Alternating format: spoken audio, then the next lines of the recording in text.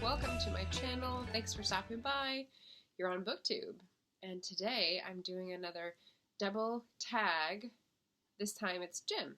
So Jim's books and reading and stuff. Apparently I need to be tagged twice before I move off my duff. So I just did one where Very Literary Carrie tagged me twice, and I did hers at the same time. And now I'm going to do Jim's because it's got a very time-sensitive one, or at least it feels time-sensitive.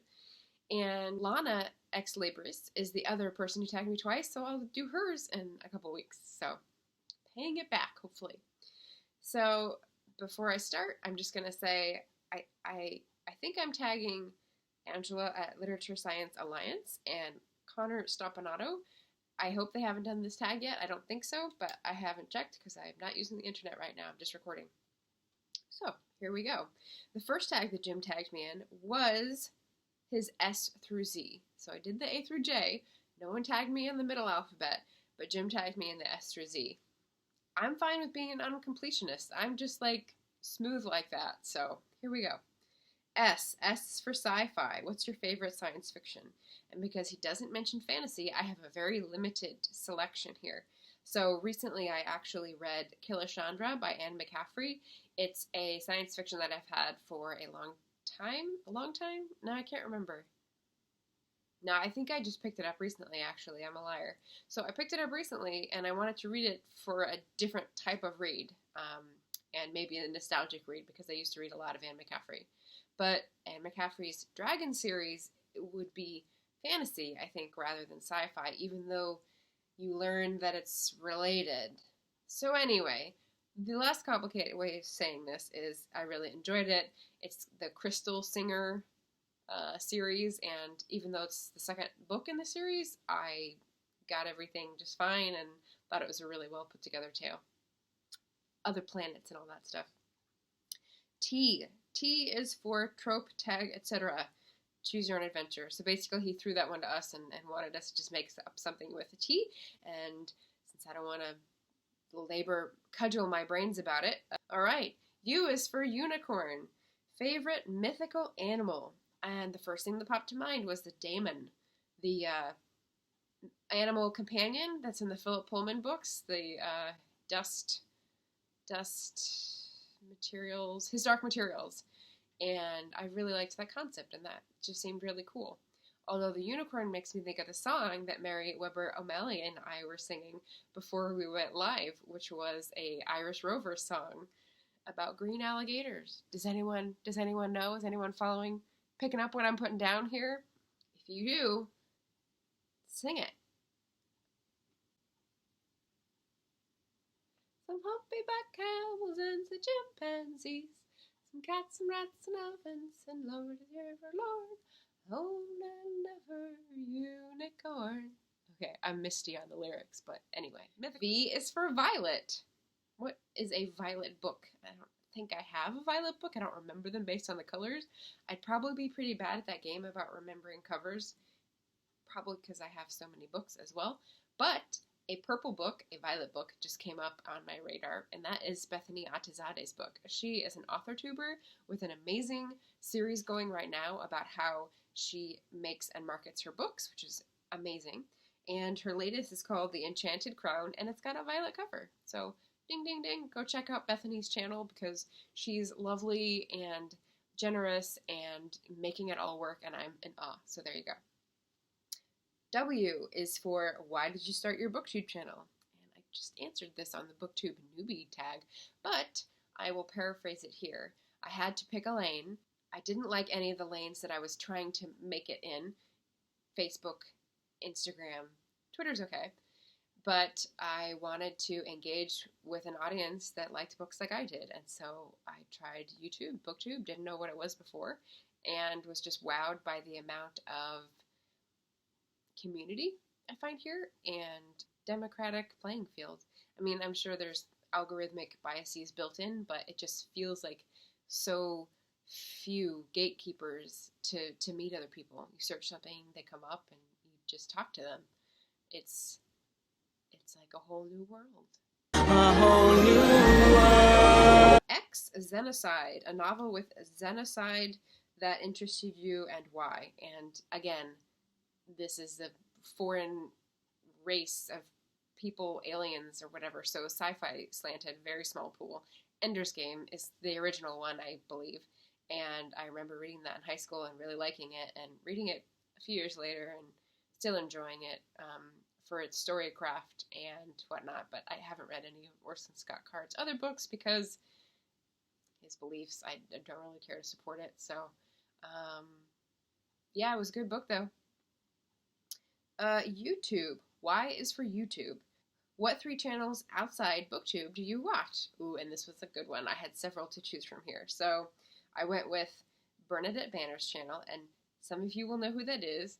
She, again, kind of like with V.E. Schwab, I got on to the fan train with Bernadette just as she was taking off, and, you know, as soon as that, like, hill starts to climb, the algorithm pushes you up pretty fast. So the first video she got viral on is the one I subscribed to her on, and then she has like millions of subscribers and is living her best life in the UK in the moment instead of New York. And so that's just amazing. I'm so proud of just the dream becoming the reality for her. It's great.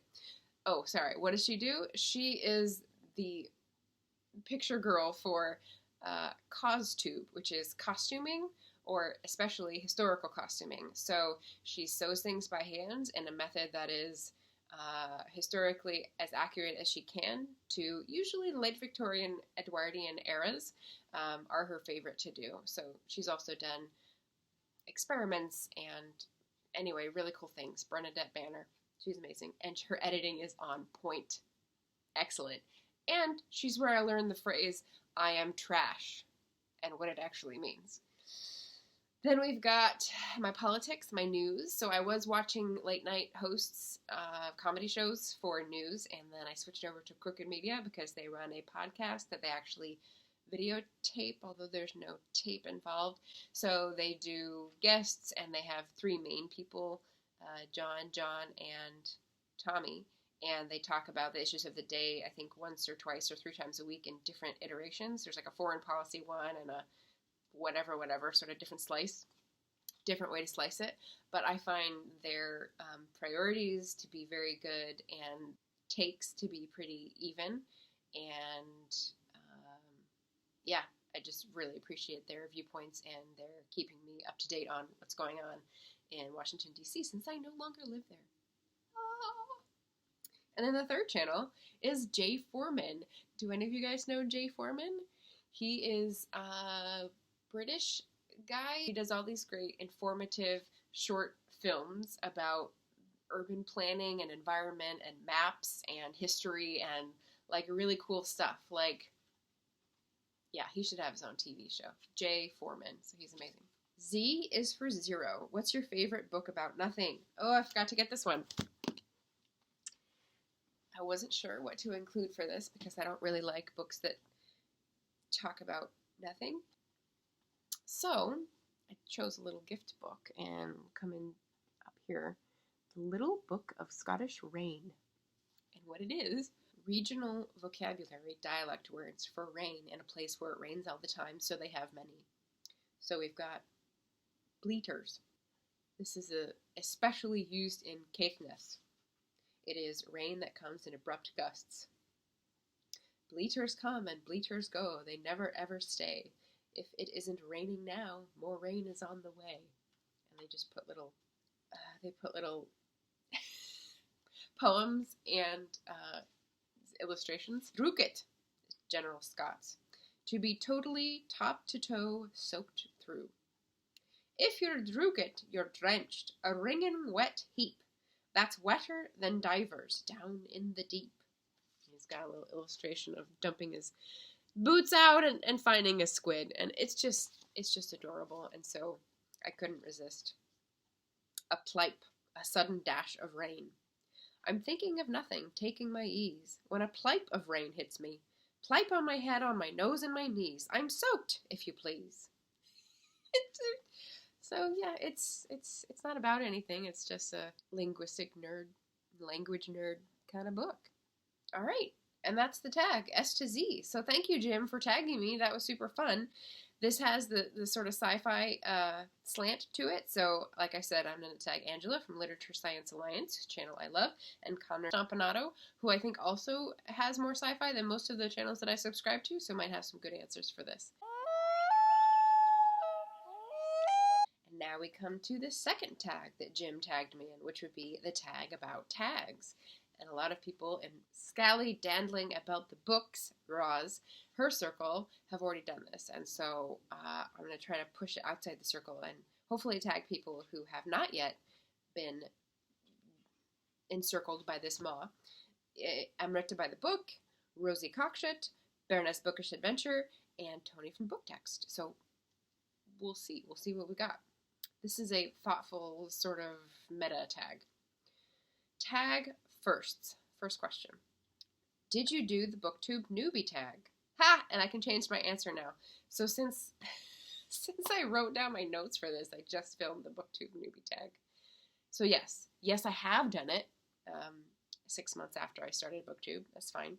What was the first tag you made or created? And it's the same for me.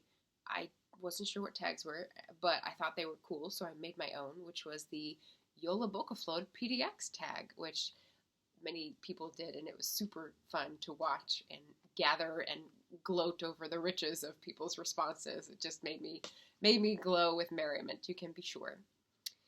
And do you watch Booktube newbie tags? And no, since I didn't really like the questions when I looked at it once, I didn't know it was a thing to like pick up every so often new Booktubers.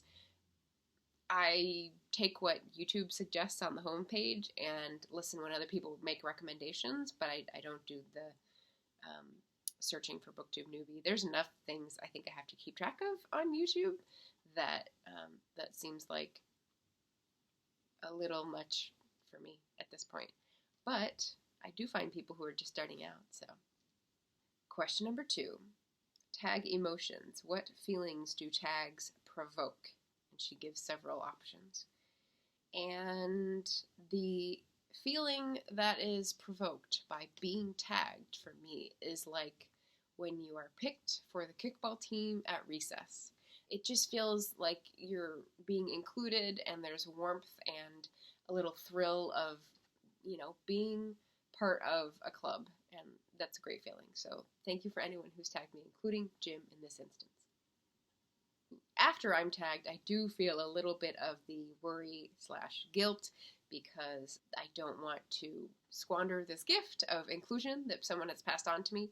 So I do have a system, but that's in a different question, so I'll save that. Question number 3, tag favorites. What are the type of tags you like most and least to do and watch? And it's pretty much the same. So what do I like most? Tags that are positive, tags that are reflective, tags that are frank and direct about your opinions. What do I like least? Tags that are ranty, tags that bring in too much of pop culture, which I'm trying desperately to flee here in this corner of YouTube, and tags that are generic and have questions that pop up in multiple things and you find yourself giving the same answer and it just feels like kind of pointless. So I don't like to do or watch those unless someone's putting an interesting take on it, which a couple times people have, so there's always an outlier. Question number 4, tag style. How do you do what you do to me? I wish I knew. Yes, how do you do your tags? Do you have a system? Do you prepare? And I will direct you to the Booktube backstage tag that I did because that has questions about preparation. And in terms of the system, what I have, I will show you. Basically, I have the name of the tag, who tagged me, who the original is, because sometimes it's very hard to find, and once I find it, I don't want to have to find it again.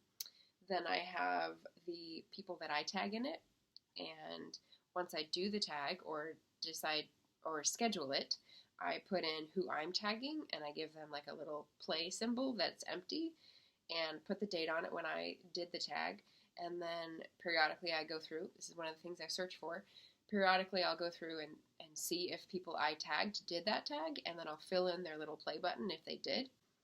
So I watching you.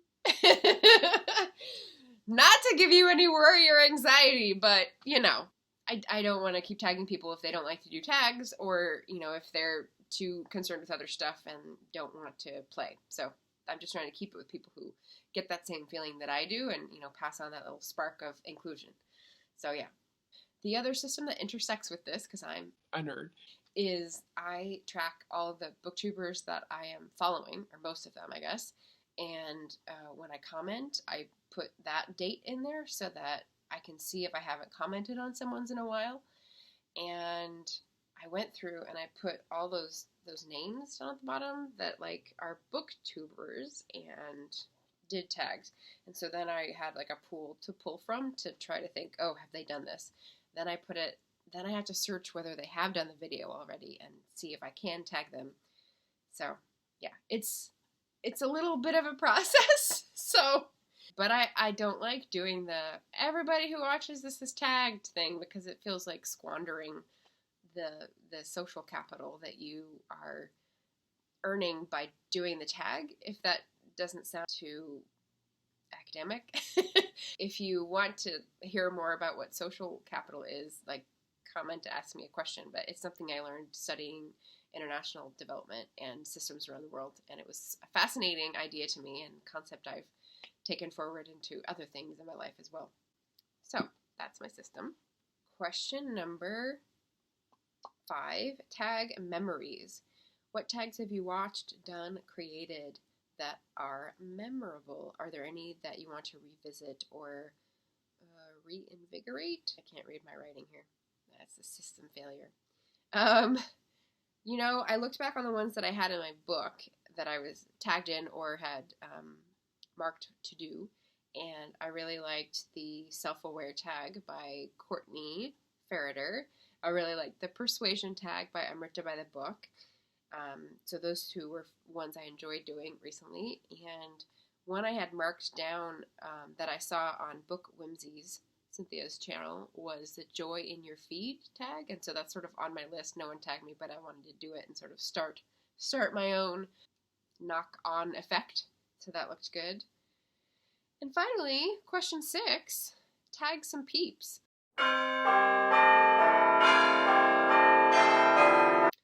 And just for like a bonus system to let you in on a secret, here's the planner that I have that I'm doing the reading journal in backwards as per Book Leo's recommendation. It's sort of working, but I'm afraid of running out of pages for planning and brainstorming.